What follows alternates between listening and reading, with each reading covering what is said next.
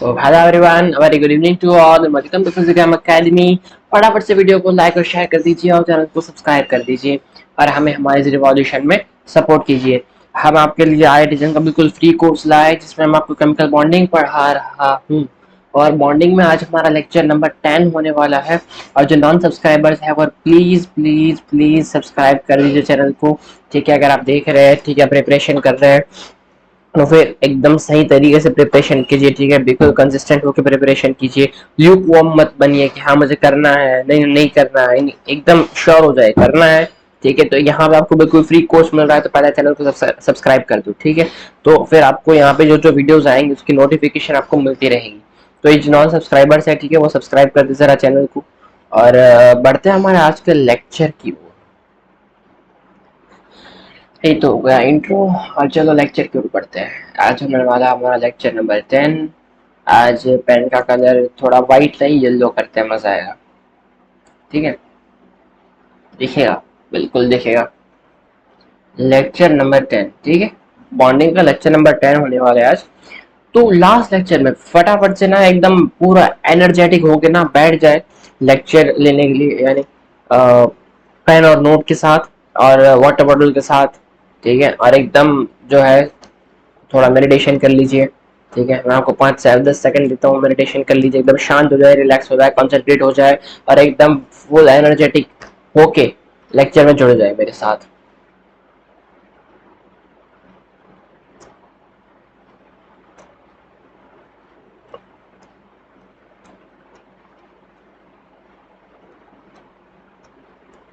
बस बस चले, जुड़ जाए मेरे साथ, चले फटाफट लेक्चर को शुरू करते हैं। लास्ट लेक्चर में हमने क्या पढ़ा था? लास्ट लेक्चर में हमने ये पढ़ा था कि हमने दो थियरीज पढ़ी थी जो रिपल्शन के बारे में बता रही थी। हाइब्रिडाइजेशन के बाद हमने नॉन बॉन्डिंग और वैलेंशियल, ये दोनों का इलेक्ट्रॉन पेयर रिपल्शन वाला थियरी पढ़ा था। जैसे कि एनबीईपीआर है, वीएसईपीआर है। ठीक है, एनबीईपीआर हमने देख लिया था, लेकिन वीएसईपीआर हम देख रहे थे, थोड़ा हमने देखा था, फिर उसके बाद जो हमने स्टॉप कर दिया था। ठीक है, तो आज का जो लेक्चर होने वाला है वो वीएससीपीआर को आगे बढ़ाएंगे हम, और वीएससीपीआर को बहुत ही अच्छे अंदाज में पढ़ेंगे। देखिए, दो तरह के फैक्टर होते हैं, मैंने आपको लास्ट क्लास में भी ये बताई थी ये चीज, कि एक होता है स्टेरिक फैक्टर और एक होता है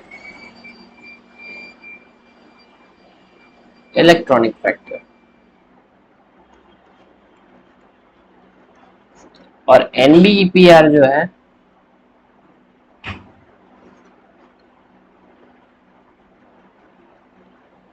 वीएससीपीआर, यानी आप जरा देखें,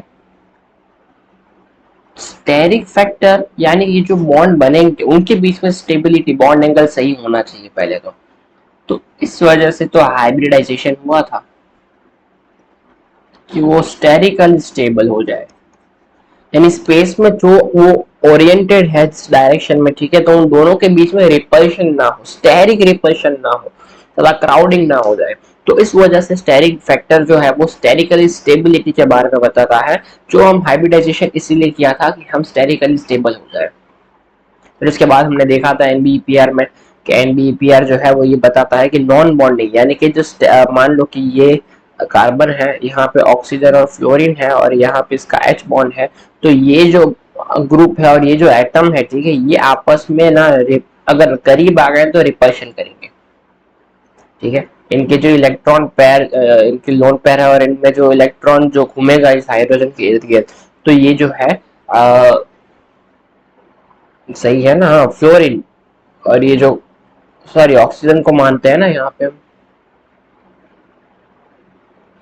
ऑक्सीजन और कार्बन, इन दोनों के बीच में ये मेन बॉन्ड है। ठीक है, अब यहाँ पे जो फ्लोरीन है इसका और इनका जो है यहाँ पे हाइड्रोजन। ठीक है, तो मतलब कहने का मतलब ये है कि इनके बीच में जो रिपल्शन होगी वैसे तो बहुत कम होगी। ठीक है, एनबीपीआर बस इसी के बारे में बताता कि ये जो नॉन बॉन्डिंग इलेक्ट्रॉन पेयर है इनके बीच में रिपल्शन होती है। ठीक है, और इनके बीच में रिपल्शन की वजह से इनके एंगल जो है थोड़े चेंज हो सकते हैं, लेकिन आपको लगता है ये बहुत ही, आपको ऐसे नहीं लगता कि ये बहुत ही मतलब कम बार ऐसा होगा? अगर ऐसे मॉलिक्यूल रहे, छोटे छोटे रहे, तो बहुत नेग्लिजिबल होता है। बट आप अगर सोचे, इसको मैंने स्टेरिक फैक्टर में लिखा है क्योंकि आप अगर सोचे यहाँ पे, अगर मैं सी कार्बन के ऊपर लोन पेयर लगा देता हूँ, यानी अगर कार्बन नेगेटिव है ना, तो ये नेगेटिव चार्ज लोन पेयर को ही दिखाता है, ठीक है। और बाकी के 3 मैंने क्लोरीन एटम लगा दिए। अब जरा आप देखिए और बताएं, क्या इनके नॉन बॉन्डिंग और इनके नॉन बॉन्डिंग क्या स्टेरिकली भी करीब करीब आ जाएंगे, और इनकी क्या इलेक्ट्रॉन या इस क्राउडिंग होके रिपल नहीं करेंगे क्या?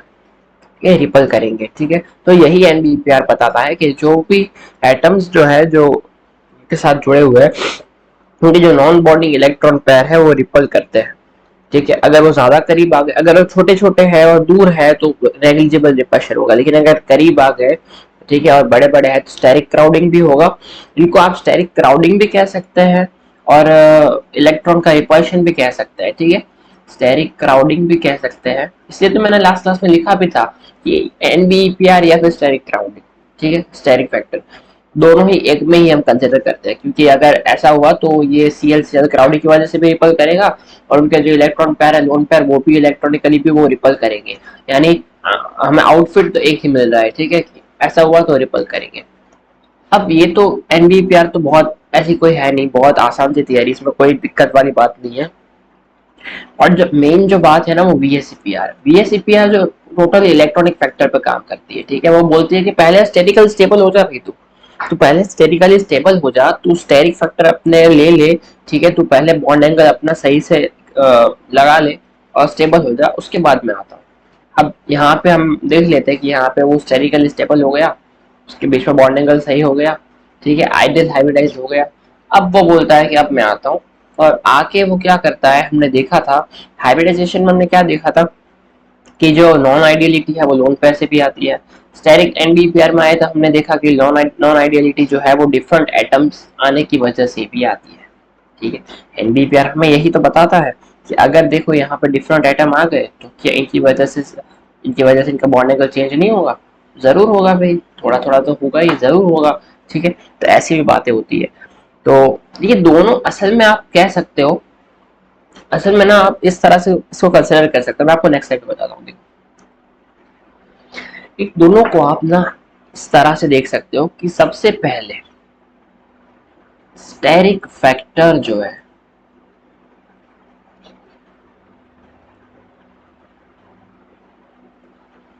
हाइब्रिडाइजेशन,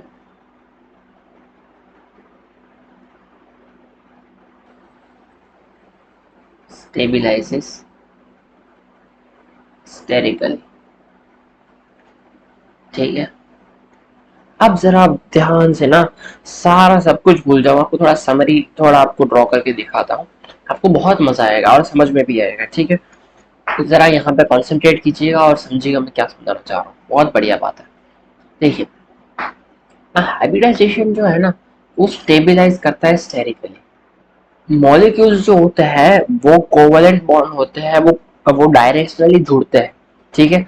और अगर वो डायरेक्शन में करीब करीब रहे तो रिपल्शन होगा। इसी वजह से तो हाइब्रिडाइजेशन होता है कि वो स्टेरिकली क्राउडिंग ना हो और स्टेबल हो जाए, प्रॉपर एक मैक्सिमम बॉन्ड एंगल पे वो अरेंज हो जाए, ठीक है, स्टेरिकली स्टेबल हो गए। आपने देखा कि अगर अगर यहाँ पे इनके अंदर लोन पेयर आता है, ठीक है, स्टेरिकली स्टेबल हो गए, फिर उसमें लोन पेयर वाले भी तो मॉलिक्यूल्स आते हैं, तो लोन पेयर अगर आता है, तो हमने यहां तक तो यही देखा था कि लोन पेयर की वजह से नॉन आइडियलिटी आती है, ठीक है, यहां तक हमने इतना देखा था। उसके बाद जब हम इलेक्ट्रॉनिक फैक्टर में गए, अब स्टेरिकली तो वो स्टेबल हो गए, लेकिन अब थोड़ा बहुत जो है ना इलेक्ट्रॉनिक फैक्टर के बारे में भी देखना पड़ेगा, क्योंकि स्टेरिकली मान लो बोल दे कि CF4 CCl4 बताओ, या फिर CCl4 CHCl3 बताओ, कौन ज्यादा इस तरह से, उनका बॉन्ड एंगल भी तो देखना पड़ता है, ठीक है। तो स्टेरिकली वो स्टेबल हो गए, अब बाकी की चीजों को वो स्टेबल करने के लिए अब इलेक्ट्रॉनिक लेवल पे जाएंगे, यानी इलेक्ट्रॉन पेयर जो है वो रिपल ना करे, अट्रैक्शन करे, स्टेबल हो जाए, तो इलेक्ट्रॉनिक फैक्टर भी होते हैं, तो कौन ज्यादा स्टेबल रहेगा।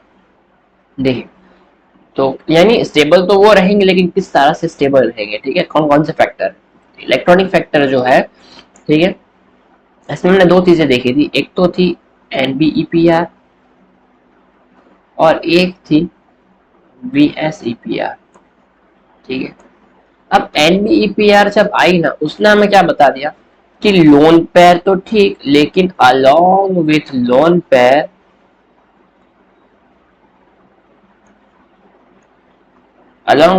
पेयर अगर डिफरेंट एटम भी आ गए ना उसके आसपास, तो इसकी वजह से भी नॉन आइडियलिटी आ जाएगी। क्यों? क्योंकि उनके जो नॉन बॉन्डिंग इलेक्ट्रॉन पेयर है वो रिपल करेंगे। अब VSEPR में आते हैं। ठीक है। VSEPR क्या बताता था हमें? हमें VSEPR, अब ये दो बात हो गई सिंपल से, ठीक है, यही बात है एग्जैक्टली। अब और VSEPR भी क्या बताता है? VSEPR पे सेम चीज बताता है, लेकिन वैलेंस शेल, यानी वो कहना ये चाहता है कि वैलेंस शेल में अगर लोन पेयर है, वैलेंस शेल में अगर लोन पेयर है, तो लोन पेयर का जो रिपल्शन है वो किस तरह से होगा। यानी ये भी हमें लोन पेयर की वजह से, यानी वो एग्जैक्टली हमें समरी क्या मिल रही है कि lone pair and different atoms अगर आ गए तो नॉन आइडियलिटी आएगी, नॉन आइडियलिटी आएगी। ठीक है। वैलेंस इलेक्ट्रॉन पेयर रिपल्शन तो ये दिखाता है कि कितना वो लोन पेयर और बॉन्ड पेयर के बीच में रिपल्शन और ये सब होगा। ठीक है, वो अभी हम उसके बारे में थोड़ा और पढ़ने बाकी है। ठीक है। लेकिन ये तो इलेक्ट्रॉनिक फैक्टर है। अगर मॉलिक्यूल ऐसा आ गया कि वो स्टेरिकली ही बहुत ही ज्यादा कंफ्यूज है और स्टेरिकली ही वो ना, जैसे कि हमने देख लो यहाँ पे हमने CCl3- या फिर CHCl3 देखा, तो स्टेरिकली ही 3 क्लोरीन जो है वो बहुत ज्यादा बड़े हैं और कार्बन छोटा है, तो वो जो है 109 डिग्री का एंगल नहीं रखेंगे, उससे बढ़ा देंगे, ज्यादा हो जाएगा उनका एंगल। ठीक है। यही बात है कि वो कहना है, यही चाहते हैं कि इलेक्ट्रॉनिक फैक्टर तभी स्टेबल, तभी उनकी स्टेबिलिटी की बात करेंगे जब स्टेरिकली वो मॉलिक्यूल स्टेबल हो जाए। लेकिन अगर कोई ऐसा मॉलिक्यूल आ जाता है कि वो हाइब्रिडाइजेशन के बाद भी अगर वो, जैसे कि C-CCl3, ठीक है, CCl3- अगर है तो उसमें एक लोन पेयर है, 3 क्लोरीन है, तो आप जरा देखिए ना, अगर आप अगर आप ऐसा करते हैं, अगर आप यहाँ पे ऐसा करने रहेंगे कि भाई ये तो लोन पेयर है, ठीक है, इलेक्ट्रॉनिकली स्टेबल होना चाहिए, वो ज्यादा एस कैरेक्टर लेगा, बाकी का बॉन्ड एंगल कम होगा। ठीक है, तो CCl तो CL के बीच में एक तो पहले ही 109 डिग्री 28 मिनट्स पे ही रिपल्शन है, वो स्टेरिकली स्टेबल तो हो, हाइब्रिडेशन किया है उसने, लेकिन अब भी स्टेरिकली वो स्टेबल नहीं है। और ऊपर से अगर लोन पेयर यानी इलेक्ट्रॉनिक फैक्टर को देखेंगे और वो सी और ये CL और कार्बन के बीच का बॉन्ड एंगल और भी कम करेगा, तब तो हद ही हो जाएगी भाई। ठीक है, तो ऐसा नहीं होता। इलेक्ट्रॉनिक फैक्टर को साइड में रख देते हैं और स्टेरिक फैक्टर को पहले देखते हैं, उसको पहले स्टेबल करते हैं। यानी 109 डिग्री 28 मिनट्स पे भी अगर CL ये जो क्राउडिंग कर रहे हैं, तो इनके बीच में एंगल और बढ़ेगा। इलेक्ट्रॉनिक फैक्टर को bye bye tata bye bye बोल देगा। ठीक है, स्टेरिक फैक्टर को देखना है पहले। अगर स्टेरिकली वो स्टेबल है, उसके बाद इलेक्ट्रॉनिक फैक्टर आएगा। ठीक है। और आप जरा देखिए हाँ, अगर आप ऐसा करते हो, ऐसा ऐसा अगर आप देख रहे हो कि यहाँ पे CH है और यहाँ पे F है, तो वो स्टेरिकली स्टेबल है भाई, लेकिन अब भी बॉन्ड एंगल बढ़ेगा। क्यों बढ़ेगा? अब NBBR की वजह से बढ़ेगा। ये हाइड्रोजन और फ्लोरीन के ये जो रिपल करेंगे, ठीक है, इनके लोन पेयर और इनमें रहा इलेक्ट्रॉन पेयर ये रिपल करेंगे। ठीक है। और VSEPR, और अगर फिर VSEPR के बारे में भी अभी हमने देखना है। ठीक है, कि अगर ऐसा कुछ आ गया, NF3 इनके इसके ऊपर लोन पेयर है और सी और इस OF2 इसके ऊपर लोन पेयर 2 है। ठीक है, अब इसमें किसका एंगल बड़ा छोटा, तो ये हमें ये लोन पेयर और इसकी वजह से है, तो ये हमें VSEPR बताएगा। ठीक है, लोन पेयर और बॉन्ड पेयर के बीच में रिपल्शन। तो ये थोड़ी समरी थी, हमें जानना जरूरी था एग्जैक्टली। ठीक है, अब इसके ऊपर से हमें आसान हो जाएगा थोड़ा आगे का समझने में। ठीक है। अब VSEPR के बारे में जो हम पढ़ रहे थे, वहां पे हम ऑलमोस्ट जो है VSEPR हम कवर कर चुके थे, लेकिन अब जो है इसका एप्लीकेशन हम किस तरह से लगाएंगे अपने उसमें क्वेश्चंस में, अगर हमसे क्वेश्चन पूछ लिया जाए तो हम किस तरह से इसको अप्लाई करेंगे वो हमें सारा देखना है। हमने ये सब देख लिया था कि लोन पर रिपल्शन बहुत ज्यादा करते हैं, then lone pair bond pair, then bond pair, ये छोटी छोटी बातें थी हमने देख ली थी। ठीक है, एक कुछ और बातें थी मैंने नोट करके रखी थी आपको बताने के लिए यार।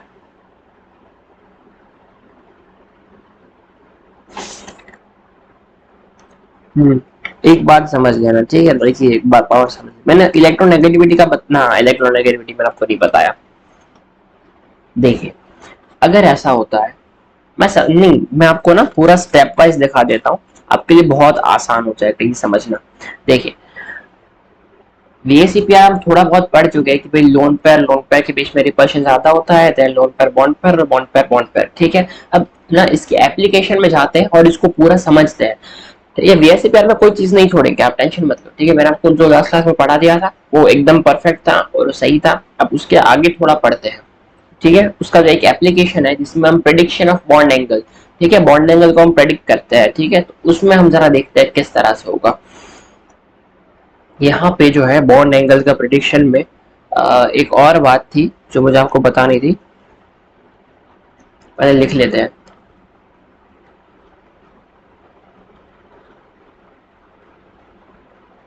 Prediction of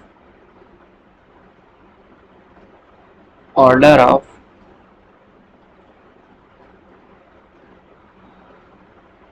bond angle in various molecules, ठीक है। देखिए अब जो है इनकी वजह से इनके बॉन्ड एंगल में जो है क्या फर्क आ रहा है, या मतलब अगर हम किसी का बॉन्ड एंगल का ऑर्डर हमें प्रिडिक्ट करना है तो किस तरह से कर पाएंगे। तो उसके 3 स्टेप है, 3 स्टेप को समझ लो, ठीक है। वीएससीपीआर का एप्लीकेशन है, ठीक है, वीएससीपीआर कंप्लीट कर चुके हैं और इसका एप्लीकेशन देखते हैं। तो अब इसमें देखो अगर ये आपने समझ लिया ना, कोई भी क्वेश्चन आपको आ जाए, हाँ बस ये है कि उनके जो साइड आइटम है ना वो सेम होने चाहिए। अगर साइड आइटम डिफरेंट होंगे ना, अगर साइड आइटम जो है उनके डिफरेंट रहे होंगे तो फिर उसमें एनबीपीआर भी लगेगी। फिर अगर बैलेंस शेल अगर लोन पर भी रहे तो बीएससीपीआर भी लगेगी, तो वो फिर डिफिकल्ट हो जाएगा। जिनके साइड आइटम जो है ना वो सेम है जिसमें भी, ठीक है, जिन जिन के, और उनमें एग्जामिनेशन में यही इसी तरह से क्वेश्चन आएगा, दिक्कत नहीं है, ठीक है। ऑर्डर इसी तरह से वो प्रिडिक्ट करने को बोलेगा जिसमें वो सारे आइटम को सेम रखेगा, या फिर कोई ना कोई क्लू तो वो देगा ही, ऐसे ही प्रिडिक्ट नहीं किया जा सकता। तो उन उन मॉलिक्यूल्स में हम आराम से, चाहे कोई भी आ जाए ना, हम आराम से इन 3 स्टेप में हम उनका बॉन्ड एंगल प्रिडिक्ट कर सकते हैं। सबसे पहला स्टेप, सबसे पहले हमें क्या देखना है, सबसे पहला जो स्टेप है वो ये है कि हाइब्रिडाइजेशन का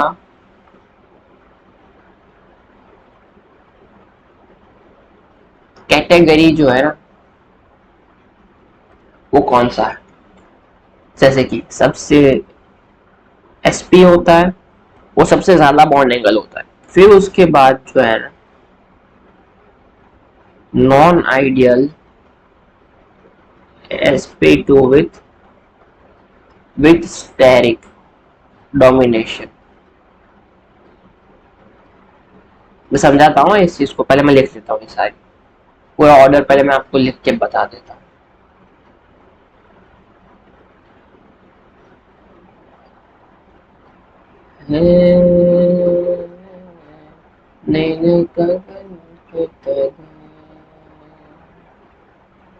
धरती का प्यार भरे।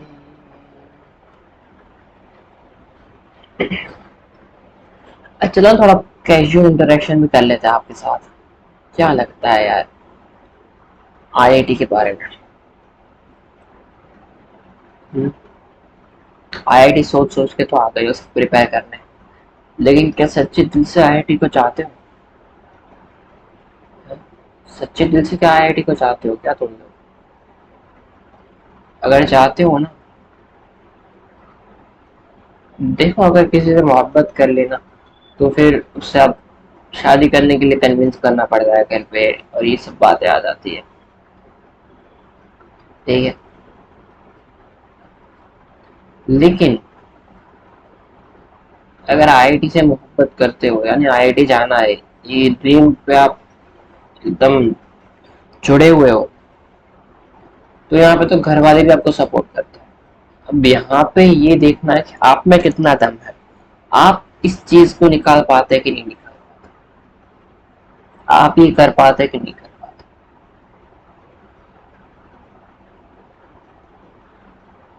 दिखा दो आप में जितनी ताकत है।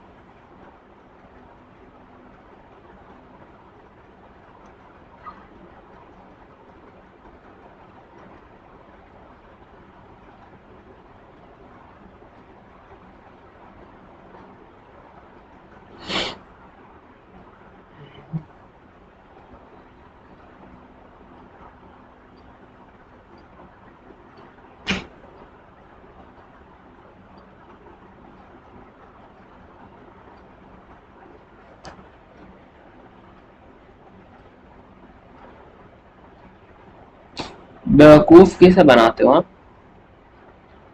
कल पढ़ूंगा, परसों पढ़ूंगा।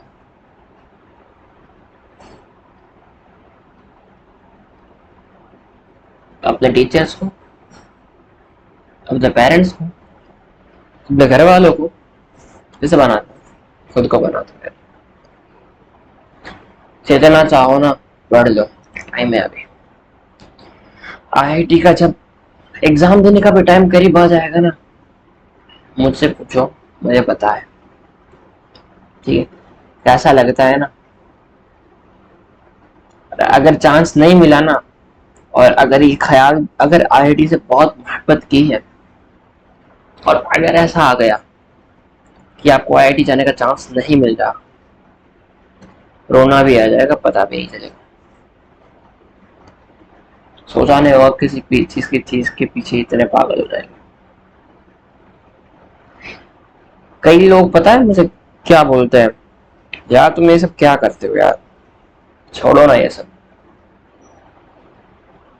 मेरा बैकग्राउंड बिजनेस है, बिजनेस बैकग्राउंड में, लेकिन मैं पढ़ाता हूँ।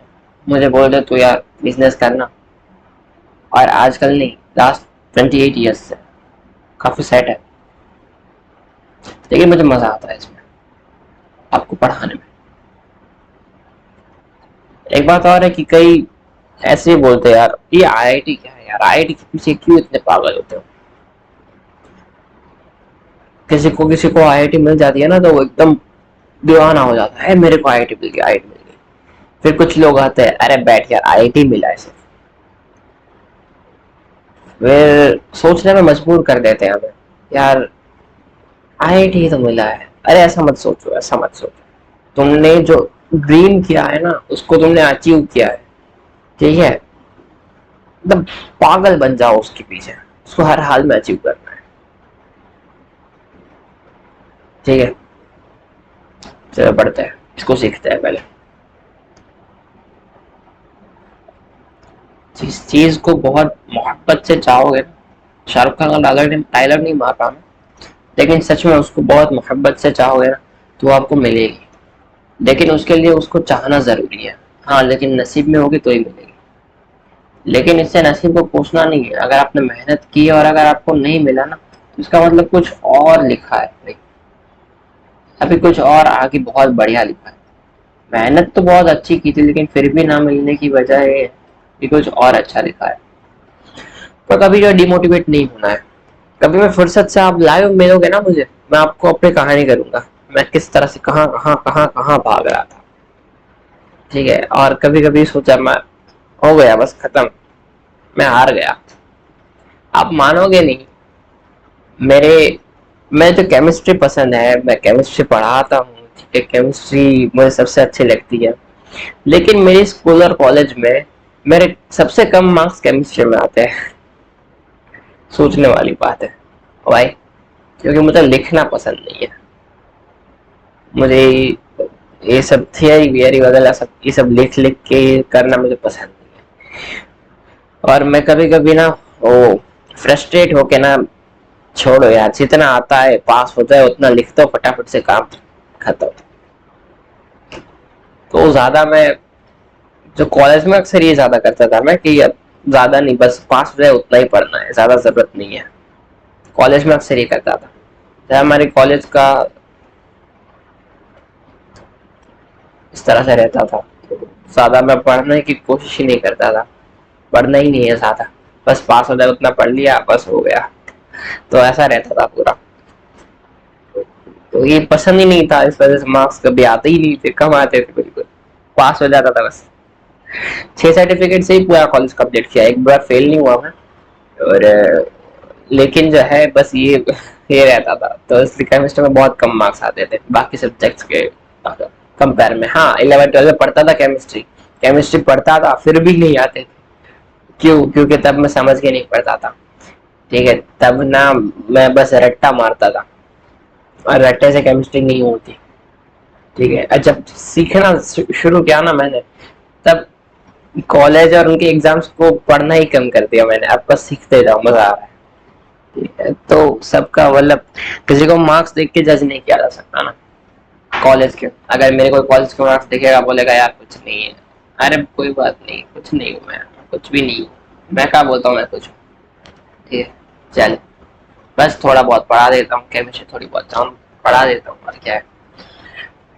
चलिए, क्लास में थोड़ा आगे बढ़ते हैं, इसको थोड़ा अच्छे से ना डिटेल में थोड़ा प्यार से सीखते हैं इसको। देखिए एक्जैक्टली ये कहना क्या चाहता है, मैं आपको यहाँ पे एग्जांपल देता हूँ। अब ये स्टेरिक डोमिनेशन क्या चीज है?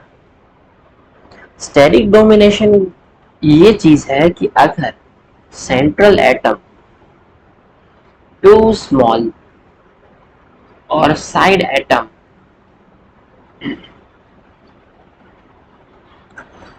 जो साइड एटम है ना, हाँ, आ, वो बड़ा लार्ज हो, और ये मॉलिक्यूल जो है वो एक लोन पेयर रखता हो अपने साथ। तो देखो लोन पेयर क्यों? क्योंकि लोन पेयर होगा ना, तभी तो वो स्टेरिकली जो है वो थोड़ा स्टेबल होने की ट्राई करेगा, सॉरी इलेक्ट्रॉनिकली थोड़ा स्टेबल होगा। देखिए मैं समझा रहा हूँ आपको इस तरह से, जरा ध्यान से समझिएगा इस चीज को। कैसा होता है कि टू स्मॉल सेंट्रल एटम और साइड एटम टू लार्ज, अगर मान लो इस यही एग्जांपल मैं ले लेता हूँ,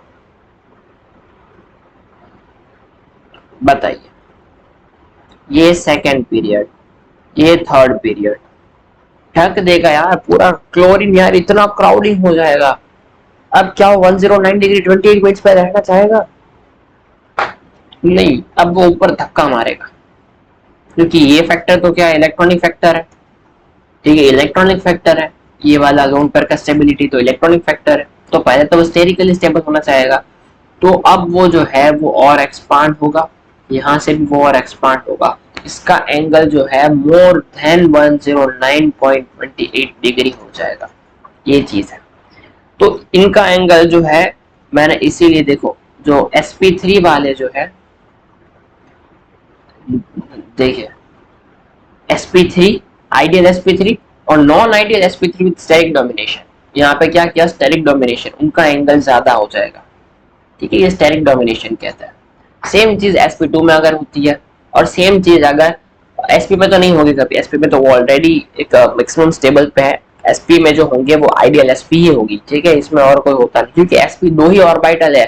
ठीक है, दो ही ऑर्बिटल है, अब इसमें कहाँ से वो दो तो बॉन्ड पेयर बनाएगा ना, दो तो वो बॉन्ड पेयर बनाएगा, ताकि अगर एक बॉन्ड पेयर और एक लोन पेयर, तो ऐसा होगा नहीं, तो उनमें कोई रिपल्शन की बात आती ही नहीं है, ऐसा कभी देखा ही नहीं जाता, ऐसा कभी होता ही नहीं है ना भाई। ठीक है, एक बॉन्ड पेयर और एक लोन पेयर ऐसा तो कभी होता नहीं है। ठीक है, वो एक बॉन्ड पेयर अगर उसको बनाना है तो फिर जो है रिपल्शन की बात ही कहाँ आती है?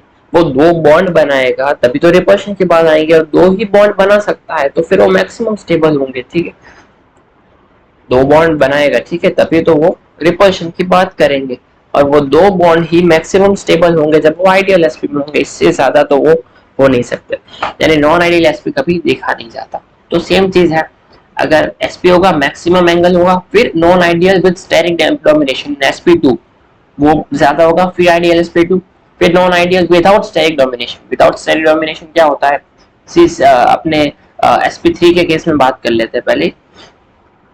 मान लो कि ये है कुछ विदाउट स्टेरॉइड डोमिनेशन, हाँ तो नॉर्मल सा केस है ना, मान लो कि NH3 है, NF3 है, एन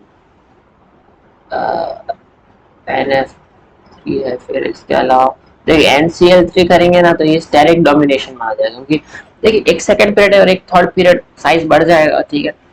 तो इस तरह से ये है फिर इसके अलावा OF2 है, H2O है। तो ये सारी चीजें क्या इन इनमें क्या होगा, इनमें नॉन आइडेंटिटी आएगी, इस वजह से लोन पेयर यहाँ पे वो स्टेरिकली स्टेबल है। तो आप जरा सोचिए कि लोन पेयर बॉन्ड पर रिपल करेंगे और बॉन्ड पेयर के बीच में एंगल कम करेंगे तो उनका एंगल तो 109 डिग्री 28 मिनट से भी कम हो जाएगा। समझ में आया? क्लियर? चलिए तो अब बढ़ते हैं आगे। ये हो गया हमारा पहला स्टेप। और इसी तरह से और अनहाइब्रिडाइज जो होते हैं, नॉन हाइब्रिडाइजेशन जिसमें हाइब्रिडाइज नहीं होते, वो तो सबसे कम होता है 90 डिग्री, ठीक है। तो अब जरा इसको देखते हैं आगे, और आगे इसमें देखने में हम सेकेंड स्टेप की ओर बढ़ते हैं। अगर सबसे पहला स्टेप में क्या करना है, हमें उनको कैटेगराइज कर देना है कि कौन कौन से कैटेगरी में गिवन मॉलिक्यूल्स आते हैं। वो हमने इतनी सारी कैटेगरीज लिखी, ठीक है, तो उनके हिसाब से हमें उनको कैटेगराइज कर देना है। फिर उसके बाद जो है वो सेकेंड स्टेप हम देखते हैं। सेकेंड स्टेप जो आता है ना, वो सेकेंड स्टेप ये आता है कि अब सबसे पहले देखो कि पर्टिकुलर कैटेगरी, ठीक है, आइडियल मिक्सिंग तो आइडियल मिक्सिंग है, उसके उसके अलावा ही देखना है, ठीक है। आइडियल मिक्सिंग जो होंगे उनके सब में एंगल सेम ही होंगे, ठीक है, लेकिन उनके अलावा जो मॉलिक्यूल्स है जो अदर कैटेगरीज में जो फॉल कर रहे हैं, ठीक है, उनके बारे में आप और तो कुछ ना कुछ तो फैक्टर लगेंगे जो उनके बॉन्ड एंगल में वेरिएशन लाएंगे, ठीक है। तो हमें पता है कि साइज जो होगा ना सेंटर एटम का साइज जितना बड़ा होगा ना, बॉन्ड एंगल उतना ही छोटा होगा। अगर सेंट्रल एटम एक बड़ी साइज का है तो फिर वो अपने बहुत ही कम एंगल पे एक दूसरे को रखेगा तो भी कोई दिक्कत नहीं है, ठीक है। फॉर एग्जांपल PH3 हमने देखा ही था। फॉर एग्जांपल PH3 यहाँ तो हाइब्रिडाइजेशन ही नहीं होता, फास्फोरस इतना बड़ा है वो हाइड्रोजन को ऐसे ही दूर रख देगा, ठीक है भाई, दूर रहो, दूर दूर रहो, ठीक है, कोई टेंशन ही नहीं है, कोई दिक्कत ही नहीं है, दिक्कत वाली बात ही नहीं है, ठीक है। तो अगर साइज ऑफ सेंट्रल एटम बड़ा होगा ना तो कोई दिक्कत नहीं है कि बॉन्ड पर का रिपल्शन होगा, नहीं, वो पहले से ऑलरेडी काफी दूर है, क्योंकि बीच का सेंटर का एटम ही बहुत बड़ा है कि वो एंगल जो है एंगल 90 डिग्री है फॉस्फोरस का, सॉरी HPH का, ठीक है, लेकिन उनका फॉस्फोरस का साइज ही इतना बड़ा है कि उन्होंने वो काफी दूर है, दोनों बॉन्ड जो है वो काफी दूर है कि वो रिपल ही नहीं कर पाएंगे। अगर ऐसे रहे तो हाँ रिपल कर जाएंगे, ऐसे रहे तो रिपल नहीं कर, ऐसे रहे तो और दूर हो गए, एक दूसरे से रिपल कर ही नहीं पाएंगे, ठीक है। एक एक एक हो गया यहाँ पे है और यहाँ पे है, ये डिस्टेंस ज्यादा, एक है यहाँ पे, ये डिस्टेंस कम। समझ में आया? इससे समझ में आ गया, ठीक है। चलिए थोड़ा आगे बढ़ते हैं इसमें। अगर ऐसा हुआ, अगर ऐसा होता है कि सेंट्रल एटम की साइज जो है वो सेम है, अगर सेंट्रल एटम की साइज जो है वो साइज सेम है, यानी ऑलमोस्ट सेम या सेम या सिमिलर, देन उसके बाद यहाँ पे साइड एटम जो है उसकी साइज क्या डायरेक्ट प्रोपोर्शनल होगा बॉन्ड एंगल। पहले तो सेंट्रल एटम का देखिए, अगर उनकी साइज ऑलमोस्ट सेम है ना, उसके बाद साइड एटम की बारी, ठीक है। अगर साइड एटम बहुत बड़े बड़े हैं तो वो रिपल करेंगे तो बॉन्ड एंगल बढ़ जाएगा, अगर छोटे हैं तो वो रिपल्शन उतना नहीं करेंगे, बॉन्ड एंगल नहीं बढ़ेगा उतना उनके बीच में, ठीक है। बस सिंपल सी बात हो गया। अब जरा देखो इसके बाद आखिरी तीसरा स्टेप जो है वो इलेक्ट्रॉनिक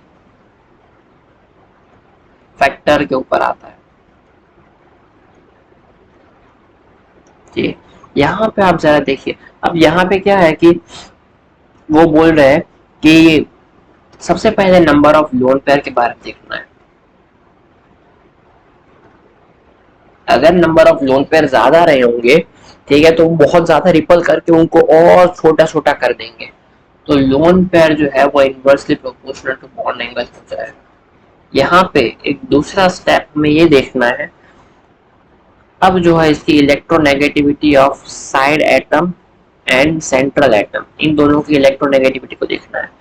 ये इलेक्ट्रॉनिक फैक्टर वाले स्टेप पे हम कब आएंगे बॉन्ड एंगल के, कि जब उनका स्टेरिकली दोनों स्टेबल हो जाएंगे, ठीक है, बॉन्ड उनके दोनों के बीच में उनके दोनों के बीच में। ये चीज मैंने आपको लास्ट क्लास में नहीं पढ़ाई थी, तभी मैं आपको अभी पढ़ा रहा हूँ, ठीक है। ये मैंने बाकी रखी थी ये चीज पढ़ाने को, ठीक है। मुझे तीनों स्टेप को कवर मैंने किया है इस लेक्चर में, और आपको बॉन्ड एंगल प्रॉपरली कैसे फाइंड आउट किया जाए वो मैंने आपको इस लेक्चर में बताया है, ठीक है। तो अगर वो दोनों एटम जो कंपैरिजन में है, दोनों के ऑलमोस्ट सेम साइज है, साइड एटम की भी सेम साइज है, अब क्या करें? अब फाइंड आउट नहीं कर पा रहे, तो अब इलेक्ट्रॉनिक फैक्टर पे आ जाएंगे। स्टैटिकली तो अब फाइंड आउट नहीं कर पाए, अब इलेक्ट्रॉनिक फैक्टर पे आएंगे तो बॉन्ड पेयर के बीच में देखेंगे, तो ये bond pair lone pair repulsion, तो लोन पेयर ज्यादा होंगे तो बॉन्ड एंगल कम होगा। अगर लोन पेयर भी सेम है तो अब इलेक्ट्रोनेगेटिविटी पे देखेंगे। अगर इलेक्ट्रोनेगेटिविटी साइड एटम की ज्यादा है सेंट्रल एटम से, तो बॉन्ड एंगल लेस। और अगर इलेक्ट्रोनेगेटिविटी सेंट्रल एटम की ज्यादा है साइड एटम से, तो बॉन्ड एंगल ज्यादा। ठीक है, समझ में आ गया? एग्जांपल बताता हूँ एक।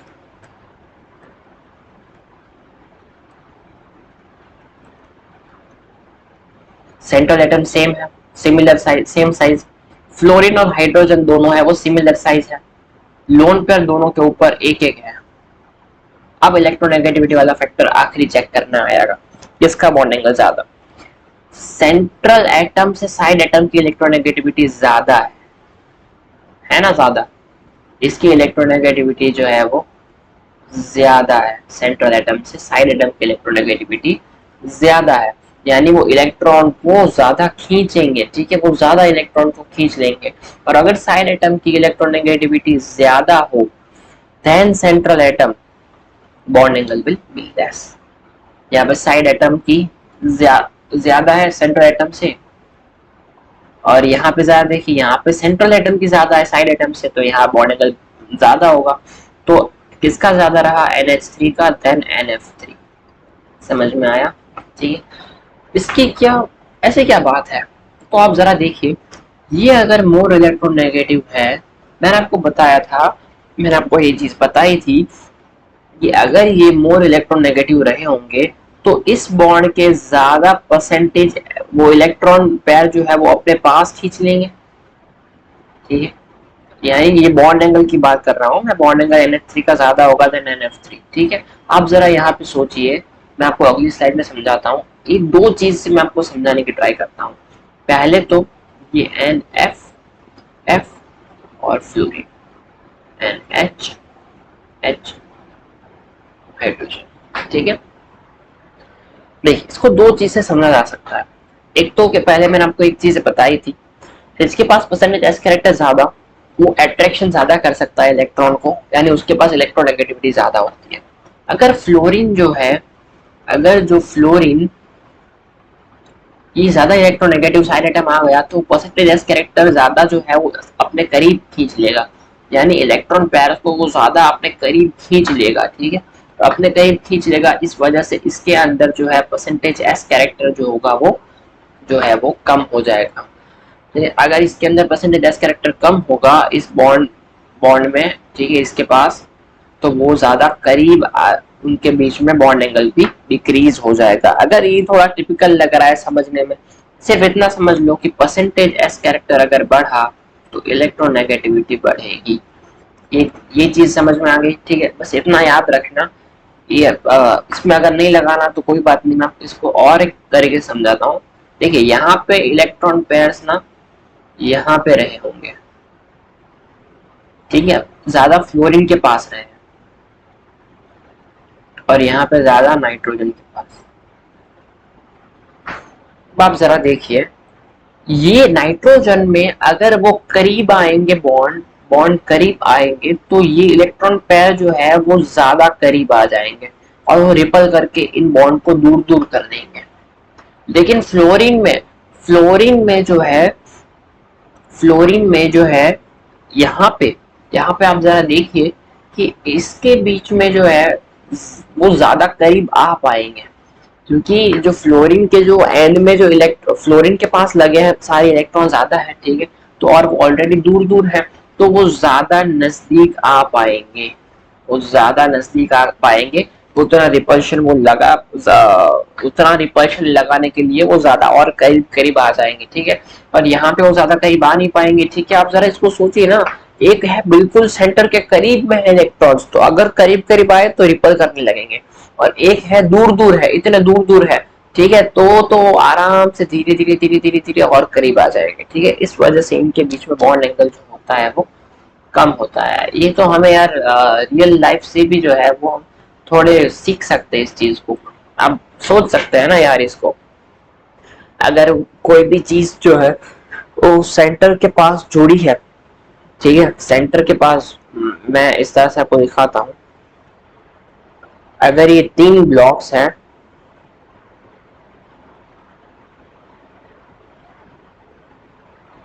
सेंटर के पास जुड़े हैं, तो अगर ये करीब जाना चाहेंगे तो दोनों एक दूसरे को धक्का मारेंगे, ठीक है। वो जो है वो, ये दोनों को अगर हम ऐसे छोटा करना चाहे तो नहीं कर पाएंगे, अगर यहीं से हम इसको रोक देंगे तो, ठीक है। अगर हम इसको यहीं से रोक देंगे तो वो एक दूसरे को धक्का मार नहीं पाएंगे, बस इतना ही रह जाएंगे, अब नहीं हो पाएगा, क्योंकि वो अटक जाएंगे ना एक दूसरे के, वो अंदर नहीं जा पाएंगे। ऐसे ही यहाँ पे अगर वो करीब है इलेक्ट्रॉन्स, तो यहाँ पे वो एक दूसरे को रिपल ज्यादा कर देंगे, ठीक है, डिस्टेंस कम है। और यहाँ पे इनका डिस्टेंस देखो ना कितना ज्यादा है, यहाँ पे डिस्टेंस ज्यादा है, यहाँ पे डिस्टेंस देखो कितना कम है, कितना कम है, तो ज्यादा रिपल नहीं करेंगे, तो इतना रिपल्शन करने के लिए ये और करीब आएंगे, और करीब आएंगे तो इनका बॉन्ड एंगल डिक्रीज कर जाएगा। यहाँ पे अगर मैं इसको ऐसे लिख दूं, अगर यहाँ पे ब्लॉक्स को रख दूं, तो ये और करीब आ सकते हैं ना, यहाँ इतना आ सकते हैं कि वो तीनों जो है इस तरह से आ जाए, ठीक है, इतना करीब आ पाए, ठीक है, यानी दूर थे तो तब वो अब टकराना शुरू किए। तो यही चीज है, ठीक है, इस वजह से इलेक्ट्रोनेगेटिविटी पर डिपेंड करता है इस तरह से। एक क्वेश्चन करते हैं जरा, बहुत ही बढ़िया सा क्वेश्चन है, मैं लिख देता हूँ, डिस्कस अगली क्लास में करेंगे, आपको घर से करके आना है। बस ये 3 स्टेप है जिसको आपको फॉलो करना है। SO2, CO2, SO2, पूरा क्वेश्चन मैं लिख देता हूँ। इस क्वेश्चन को आई होप आपको ये सारी बातें समझ में आ गई होगी। अगर कोई भी बात समझ में नहीं आती ना, तो व्हाट्सएप और टेलीग्राम ग्रुप का लिंक आपको डिस्क्रिप्शन में गिवन है, उसमें जाके आप ग्रुप पे ज्वाइन हो जाए, हमसे डायरेक्ट इंटरेक्ट करें, ठीक है, डाउट्स पूछे, क्वेश्चन है क्वेश्चन पूछे, ठीक है, कोई भी दिक्कत वाली बात नहीं है। ऐसा नहीं कि हम पढ़ा के चले जा रहे हैं, ठीक है।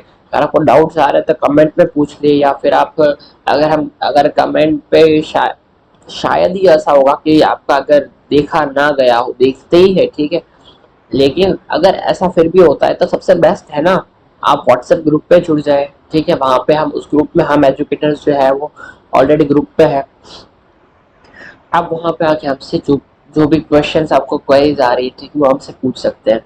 इसके अलावा देखिए, आप जरा मैं आपको क्वेश्चंस यहाँ पे लिख देता हूँ, आप इन तीनों स्टेप को फॉलो करते करते इन सभी क्वेश्चंस को आपको सॉल्व करना है।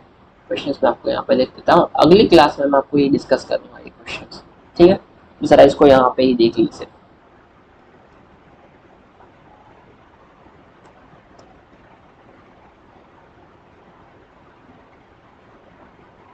या फिर मैं सीधा अपलोड कर दूं। चलो ना यार, यहाँ तक तो लिख दिया, लिख देता हूँ।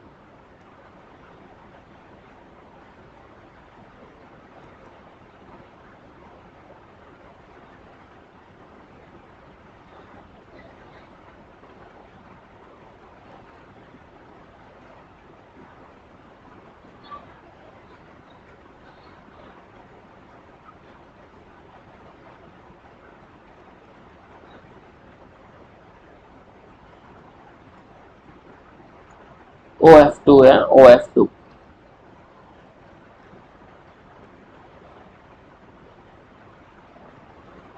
सेम चीज करनी है, बस कोई भी दिक्कत वाली बात नहीं है।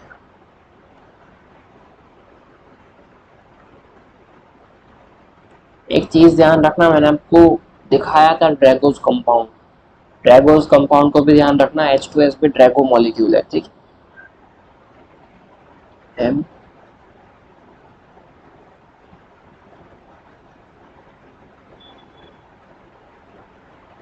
ठीक है। इतने मॉलिक्यूल्स हैं, इन सबको आपको प्रॉपर ऑर्डर में अरेंज करना है।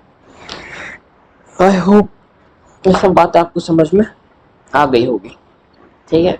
तो इसको जरा आप होमवर्क में ये आपको जरूर करना है। आप देखिए, इससे जो है आपका कोई भी क्वेश्चन जो है वो छूटेगा नहीं बॉन्ड एंगल का, जो भी पूछा जाएगा। ठीक है, तो अब आप बॉन्ड एंगल में एकदम क्लियर हो, आपको कुछ भी पूछ लिए, ठीक है, आपको आएगा बॉन्ड एंगल में। ठीक है, यहाँ तक तो ये सारी बातें हो चुकी। अब जरा देखते हैं अगली बात। बहुत बढ़िया बात है यार, बहुत जबरदस्त है। पढ़ा देता हूँ मैं आपको, ठीक है, फिर अगली क्लास में और थोड़ा आगे बढ़ेंगे। और अभी तो सिर्फ 45 मिनट्स की क्लास हुई है, तो 15 मिनट और पढ़ा देता हूँ। बहुत दिलचस्प बात है, मैंने आपको एक जरा इंटरेस्ट के साथ पढ़ेगा, बहुत अच्छी बात है।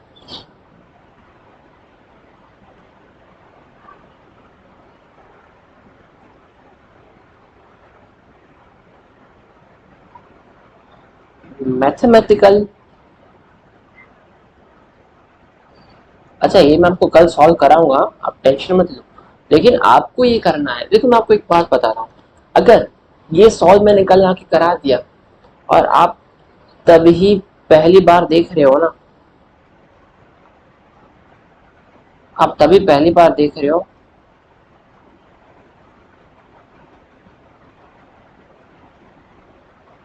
अगर मैंने ये क्वेश्चन हमको कल सॉल्व कराया, कल तो कराऊंगा ही मैं, ठीक है, तो आप तभी इसको पहली बार सॉल्व कर रहे हो, मेरे साथ साथ करोगे, ठीक है, और देख देख के करोगे, तो आप इसके ऊपर क्वेश्चन आओगे आएंगे ना, वो आप नहीं कर पाओगे, डेफिनेटली नहीं कर पाओगे। अभी अगर करोगे ना, अभी होमवर्क में इसको करके लाओगे ना, ठीक है, फिर उसके बाद मैं जो पढ़ा रहा हूँ उसको देखो कि कहाँ आपकी गलती हो रही है, तो फिर आपका बॉन्डिंग का क्वेश्चन हो जाएगा। ये मैं बता रहा हूँ, पक्की बात है, ठीक है, इसमें कोई भी आप जो है ऐसी चीज मत करना। ये इसलिए मैंने आपको एक दिन पहले मैं दे रहा हूँ, इसको कल आपको सॉल्व करके लाना है, ठीक है, और फिर मैच करना कि आपने इसी तरह से किया। ये आपको आसान लग रहा है, आसान नहीं है ये, थोड़ा मुश्किल है, लेकिन आप कर पाओगे, क्योंकि मैंने आपको जो 3 स्टेप्स बताया ना, उसको बस फॉलो करना है, तीनों तीन हो जाएंगे, सॉरी सारे मॉलिक्यूल्स 3 स्टेप से हो जाएंगे। ठीक है, तो आपको करने की ट्राई करनी है, पहले पूरा आपको सॉल्व करके ही लाना है, हो ही जाएगा आपसे। और अगर आपने सही से तीनों स्टेप देखे हैं ना, तो आपका ऑर्डर बिल्कुल सेम आएगा, सही और सचोट आएगा। एस्पेक्ट्स ऑफ, बहुत ही बढ़िया टॉपिक है, इसको जरा समझते हैं। हमने ये चीज लेके दी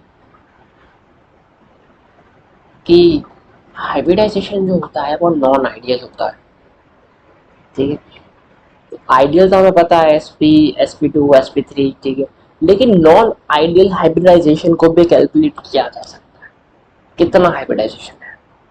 हमें पता है कि जितने भी ऑर्बिटल्स मिक्स होते हैं और हाइब्रिडाइज होते हैं, ठीक है, वो होता है एटम का हाइब्रिडाइजेशन। लेकिन इसके अलावा जो ऑर्बिटल का जो हाइब्रिडाइजेशन होता है ना, वो अगर आइडियल हुआ तो ऑर्बिटल का हाइब्रिडाइजेशन जो है वो भी sp2 होगा, जो भी होगा वही होगा।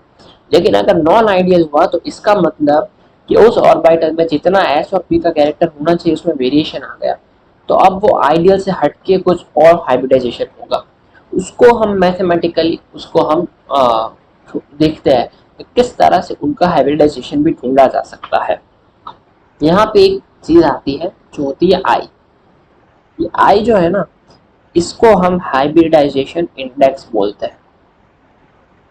इससे जरूरी नहीं है कि सिर्फ और सिर्फ नॉन आइडियल ही ढूंढे जा सकते हैं, इससे आइडियल भी मिल सकते हैं, ठीक है, लेकिन आइडियल तो ऑलरेडी हमें पता है, फिर क्या दिक्कत। या फिर इसे मिक्सिंग इंडेक्स भी बोल सकते हैं। आई का वैल्यू जो होता है वो रहता है P fraction upon S fraction, यानी कि एक एस में, क्योंकि हमें पता है कि एस पे मिक्सिंग है तो एस ऑर्बिटल तो एक ही है, तो एक एस के साथ कितने पी ऑर्बिटल मिक्स हुए हैं उस ऑर्बिटल में। अब किसी ऑर्बिटल की बात करें, ठीक है, एक ऑर्बिटल जो है, एक ऑर्बिटल है, एक ऑर्बिटल में कितना हाइब्रिडाइजेशन क्या रहा है।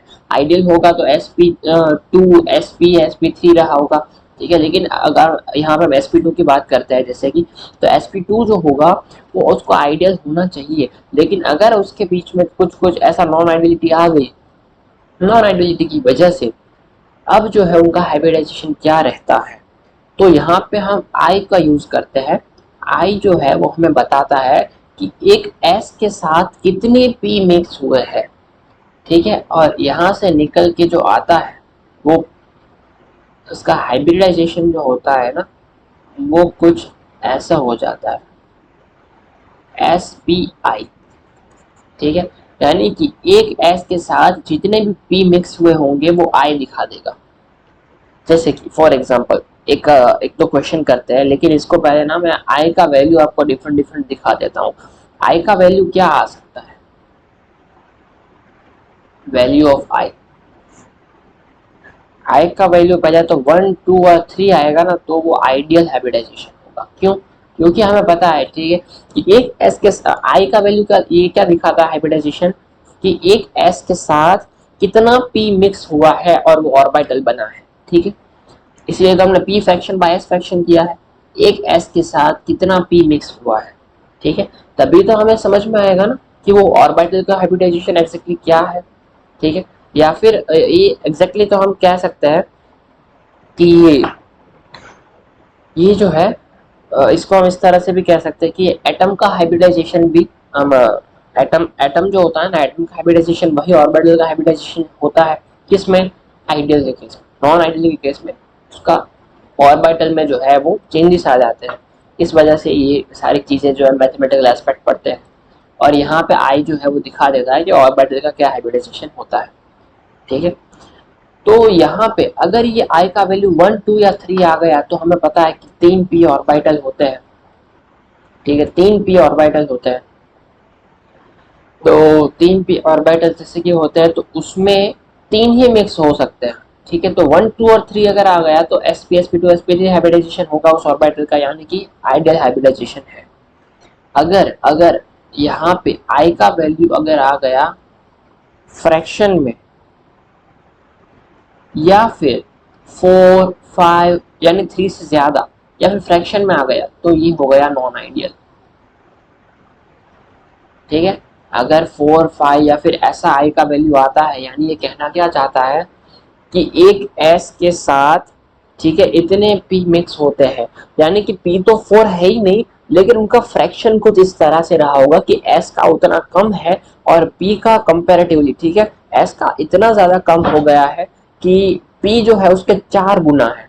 पी जो है उसके 4 गुना आ रहा है उस हाइब्रिडाइजेशन में। जैसे कि फॉर एग्जांपल अगर एस जो है वो सिर्फ 20% रह गया इस ऑर्बिटल में, होना कितना चाहिए sp3 में, sp3 को लेते हैं, एस होना चाहिए 25%, वो कैसे 20%, तो पी कितना हो गया 80%। तो एस बाई पी कीजिए, कितना आएगा 4, यानी पी जो है वो एस के 4 गुना है। ठीक है, समझ में आया? समझ में आ गया? आई होप आपको ये बात समझ में आ गई होगी। तो ये क्या नॉन आइडियलिटी का ही केस है।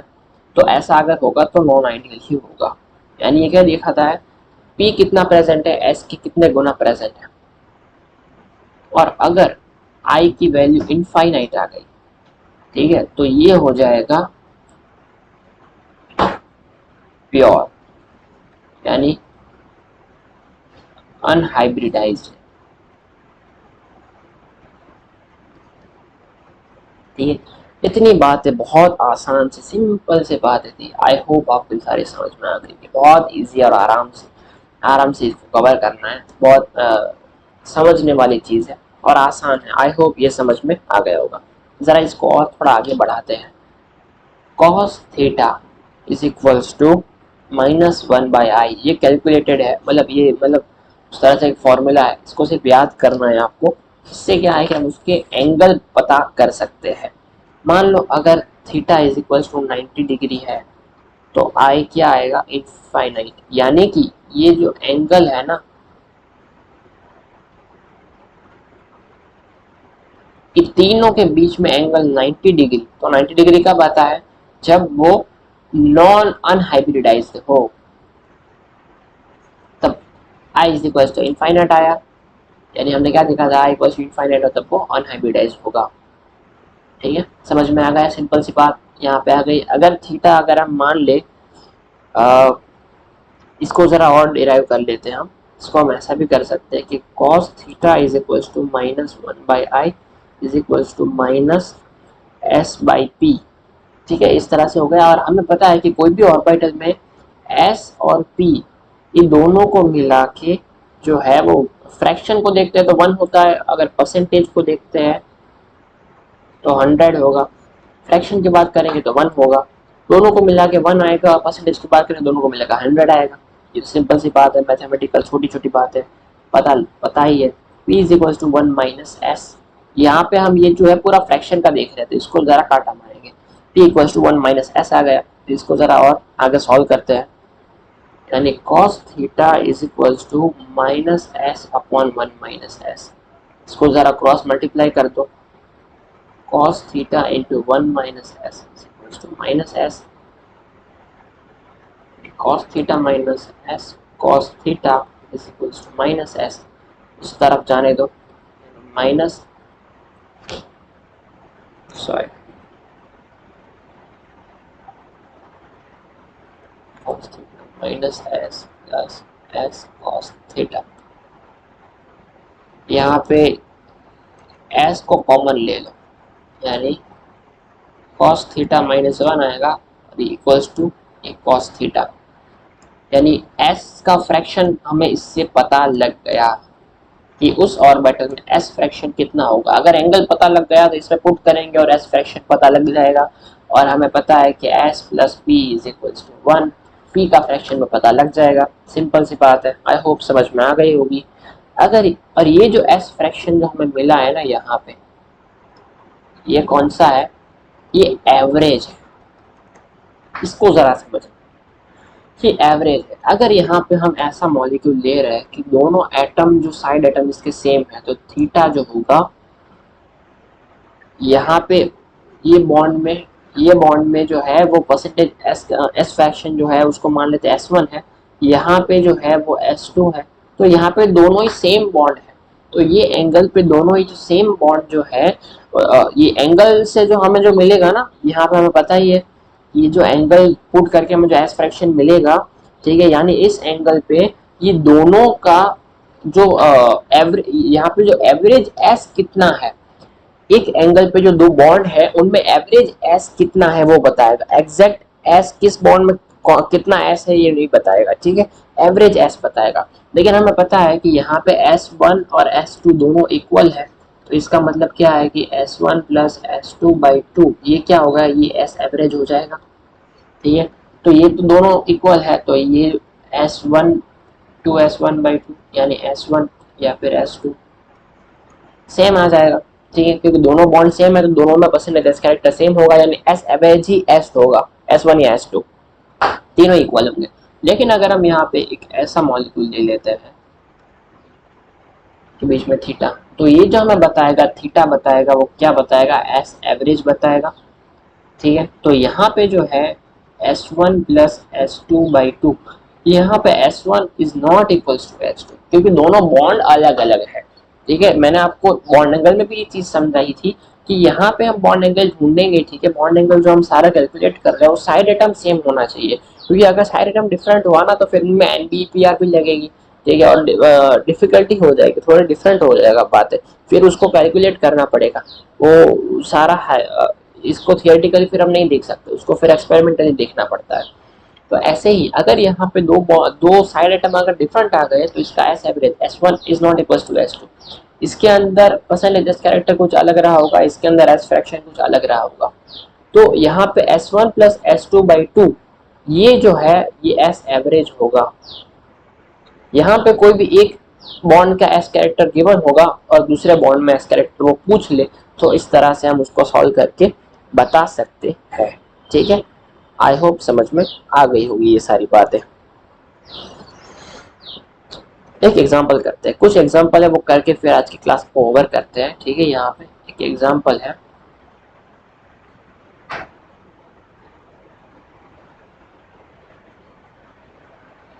एग्जांपल BCl सारा एंगल सबके बीच में सेम है। कितना है हमें पता है, 120 है। बस एस फ्रैक्शन को ढूंढना है। पुट कर दो value cos theta upon cos theta -1, cos 120 degree यानी -1/2 अपॉन -1/2 -1 इंटू 100 यानी परसेंटेज एस कैरेक्टर फाइंड करते हैं। ठीक है, 100 कर देते हैं तो क्या होगा, परसेंटेज एस कैरेक्टर हो जाएगा -1/2 अपॉन -3/2 इंटू 100, ये कुछ आएगा 1/3 इंटू 100 आ जाएगा, और इसका आंसर है 33.3%। हमें वैसे भी पता है कि sp2 हाइब्रिडाइज होता है, ठीक है। तो sp2 हाइब्रिडाइजेशन में, और यहाँ पे अगर हम ये ढूंढना चाहे तो sp i क्या होगा, s/p होता है।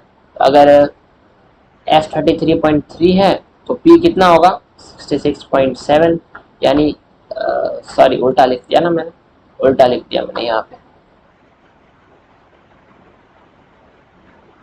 मैंने उल्टा लिख दिया, सीधा लिख देता हूँ फटाफट से, यानी 66.7 अपॉन 33.3, 1 ज़ा 2 ज़ा, यानी sp2 हाइब्रिडाइज आइडियल हो गया, ठीक है। अरे हमें पता ही है कि इसमें तो 33.3% यस करेक्टर होता है, लेकिन ये जो आपको चीज़ मुझे दिखानी थी कि इसमें एप्लीकेबल इस तरह से होता है, एग्जाम्पल मुझे आपको करके दिखाना था, मैंने आपको दिखा दिया, ठीक है। जरा इसको और आगे जरा देखते हैं। बस एक आखिरी थोड़ा मुझे पढ़ाना है, वो आपको पढ़ा देता हूँ।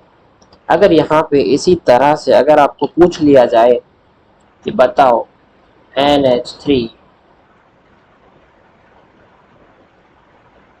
थीटा, वो दे देगा 107.5 डिग्री, बताओ। तो यहाँ पे सबसे पहले हम क्या करेंगे, cos theta upon cos theta -1, ये क्या है, फ्रैक्शन मिल जाएगा, परसेंटेज फाइंड करना इंटू 100 कर दो।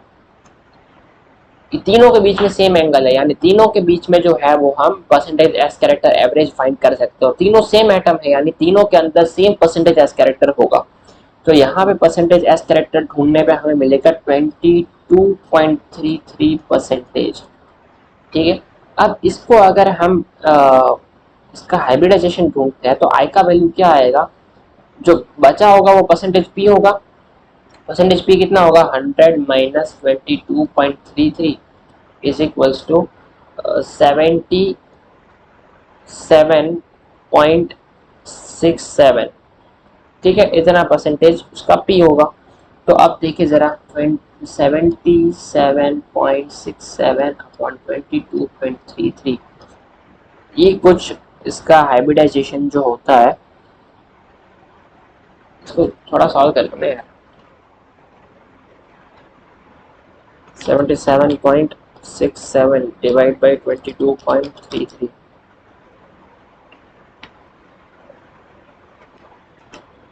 3.47, यानी इसका जो हाइब्रिडाइजेशन होगा sp3.47, एक ऑर्बिटल के अंदर इतना हाइब्रिडाइजेशन होगा, यानी एक s के सामने 3.47 p कैरेक्टर आ रहा है, ठीक है।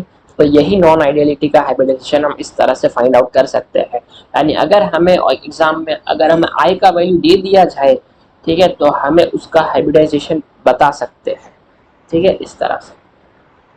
आई होप ये सारी बात आपको समझ में आ गई। या फिर आई का वैल्यू दे दिया जाए हाइब्रिडाइजेशन के अलावा, अगर आपको एंगल पूछ लिया जाए फिर भी हमें पता लग सकता है, क्योंकि आई का वैल्यू से हमें जो आई के वैल्यू से जो है हमें एस कैरेक्टर मिल सकता है, और एस कैरेक्टर से हमें जो है कॉस थीटा, ये जो है थीटा की वैल्यू मिल सकती है, ठीक है।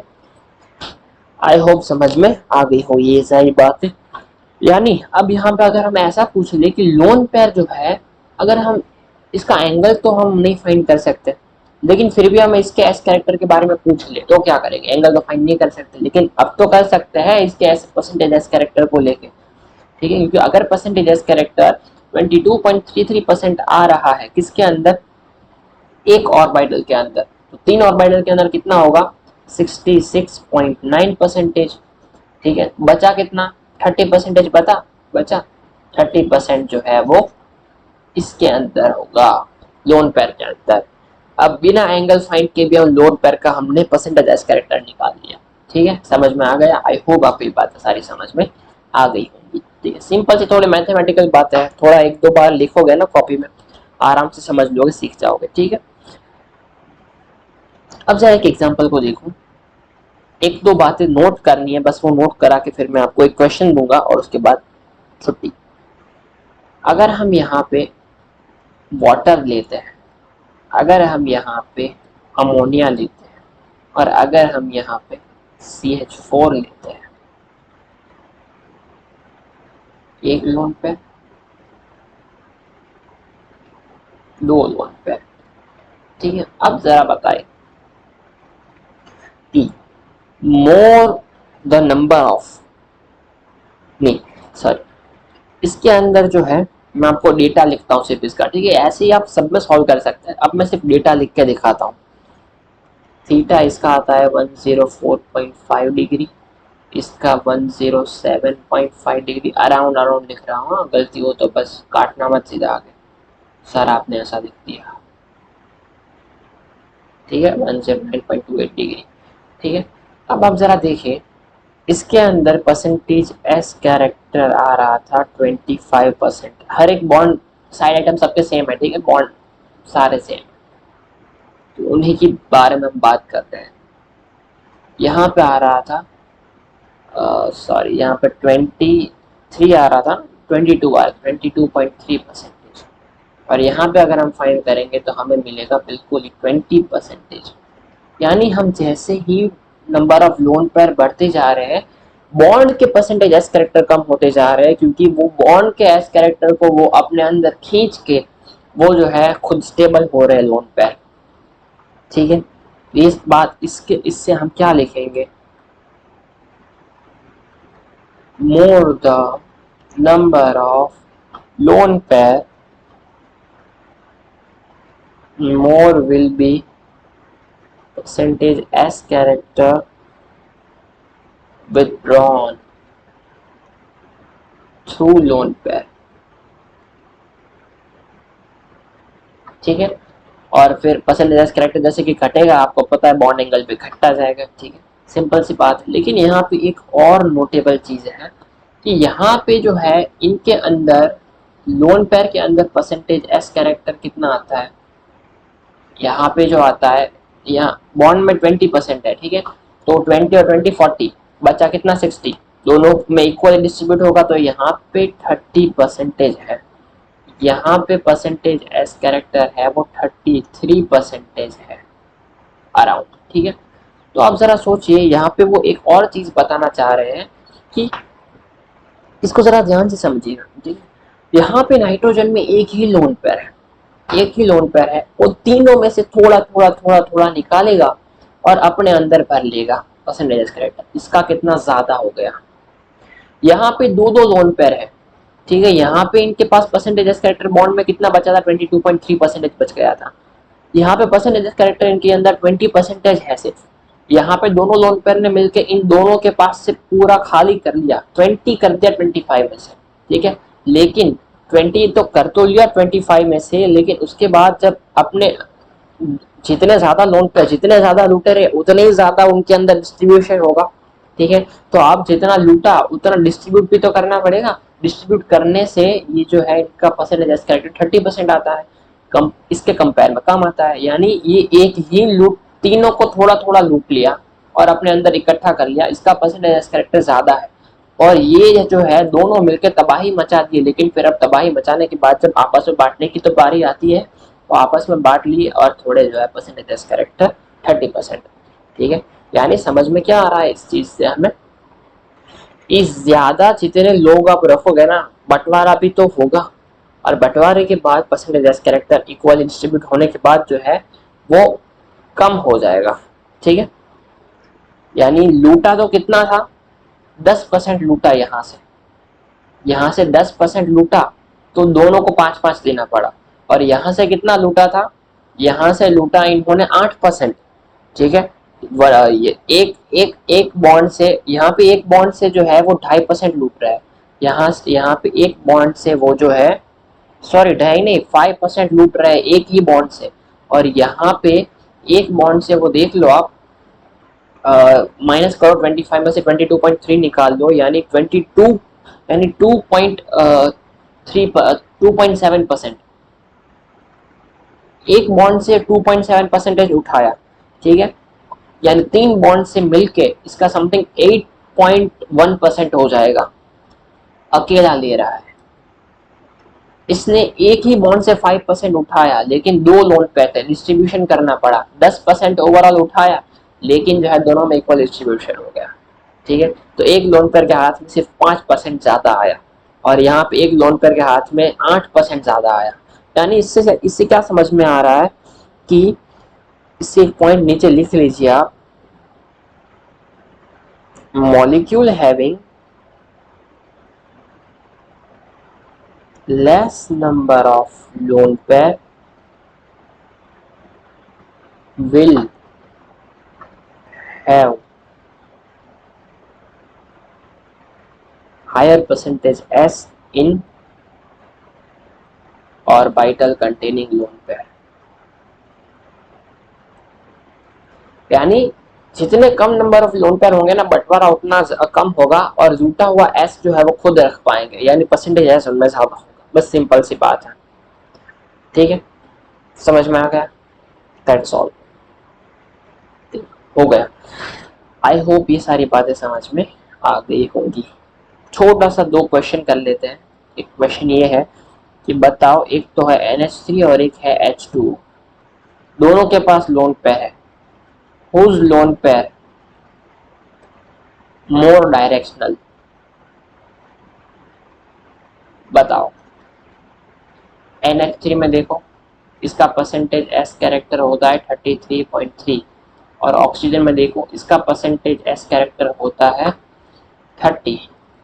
तो ये जो है परसेंटेज S कैरेक्टर ज्यादा, तो परसेंटेज P कैरेक्टर इसके अंदर कम होगा कंपेयर टू इसके। इसमें परसेंटेज S कैरेक्टर कम है तो परसेंटेज P कैरेक्टर इसमें ज्यादा होगा, और अगर इसमें ज्यादा होगा तो ये ज्यादा डायरेक्शनल होंगे इसके ऑर्बिटल। तो वाटर के जो और वाटर जो है इसके लोन पेयर जो है ये मोर डायरेक्शनल होंगे, इसमें P परसेंटेज कैरेक्टर ज्यादा है। अगला क्वेश्चन एक और यहाँ पे मैं आपको समझाता हूँ। अब बताएंगे कि which is a better base, H2O के NH3? बताओ, ठीक है। जरा देखिए, ऑक्सीजन के लोन पेयर है और नाइट्रोजन के लोन पेयर है, दोनों में डायरेक्शनल प्रॉपर्टी दोनों में है। तो अब हमें क्या देखना है कि एक छोटी सी लाइन में आपको यहाँ पे लिखाता हूँ।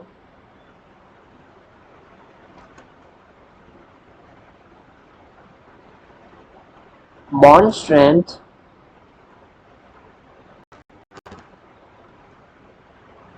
For hybrid orbital depends on percentage S character. क्यों? दोनों में डायरेक्शनल प्रॉपर्टी दोनों में है, ठीक है, इन डायरेक्शनल दोनों है, थोड़ा थोड़ा फर्क है, उसकी दिक्कत नहीं है, डायरेक्ट डायरेक्शनल प्रॉपर्टी लेकिन दोनों में है। अब जो है वो डिपेंड करेंगे किस पे, कौन अच्छा ओवरलैप करता है, और परसेंटेज एस कैरेक्टर जिसमें ज्यादा रहा होगा वो ज्यादा मोटा होगा और उसके अंदर इलेक्ट्रॉन डेंसिटी ज्यादा होगी। अगर इलेक्ट्रॉन डेंसिटी ज्यादा रही, ठीक है, सॉरी यहाँ एक सेकेंड, दिक्कत गलत तो नहीं आ रहा ना? सही है, सही है। अगर उसमें इलेक्ट्रॉन डेंसिटी अगर ज्यादा रही होगी, अगर इलेक्ट्रॉन डेंसिटी अगर उसमें उसके अंदर ज्यादा रही तो वो और अच्छे से ओवरलैप कर पाएगा, क्योंकि ओवरलैपिंग जोन में अगर इलेक्ट्रॉन डेंसिटी ज्यादा रहती है तो मोर अट्रैक्शन फील करता है, बॉन्ड स्टेबल बनता है और अच्छा बॉन्ड बनता है, यानी एक्सटेंट ऑफ ओवरलैप पे डिपेंड करता है, ठीक है। आई होप ये समझ में आ गया, ठीक है। तो अब इसके ऊपर से आप जरा देखिए परसेंटेज एस कैरेक्टर किस में ज्यादा है। परसेंटेज एस कैरेक्टर जो है वो नाइट्रोजन में ज्यादा है। नाइट्रोजन में परसेंटेज एस कैरेक्टर ज्यादा होने की वजह से नाइट्रोजन जो है वो हाइड्रोजन बेस है, यानी हाइड्रोजन के साथ बॉन्डिंग बनाना है, तो यहाँ पे जो है वो अच्छा ओवरलैप करके अच्छा बॉन्ड बना पाएगा। इस वजह से NH3 is a better base than OH2 या फिर H2, ठीक है। आई होप ये सारी बात हाइब्रिडाइजेशन की आपको समझ में आ गई होगी। हमने NDEPR कर लिया, VSEPR कर लिया, हाइब्रिडाइजेशन का मैथमेटिकल एस्पेक्ट भी पढ़ लिया। अब जो है अगली क्लास में हम जो फ्लक्सुअलिटी के बारे में हम पढ़ने वाले हैं, तो ऐसे ही आप लोग बने रहे हमारे साथ, पढ़ते रहेंगे ऐसे ही chemical bonding only on physics academy, ठीक है। और मिलते हैं हमारी अगली क्लास में, तब तक bye bye, ta ta, good night and take care, see you in the next class.